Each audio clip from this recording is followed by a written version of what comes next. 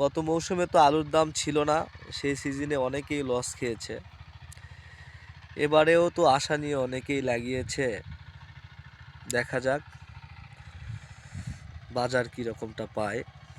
আল্লাহ পাকের রহমতে কারো যেন লস না যায়, এই দোয়াই করতেছি। এই যে দেখেন আলুর গাছ হয়ে গেছে, ফুল ধরেছে, বেশি দিন আর লাগবে না, এগুলো তোলার উপযোগী হয়ে যাবে। এই যে পাশে ভুট্টা লাগিয়েছে, ওই পাশে আলু। এই বাঁধঝাড় দেখতে পাচ্ছেন, এটা কিন্তু ভারত, ঠিক আছে, ভারত। এ পাশেও আলু, এ পাশেও আলু, গম, অনেক কিছু লাগিয়েছে। এক কথায় আমাদের জয়পুরহাট কৃষির দিক দিয়ে অনেক অনেক উন্নত।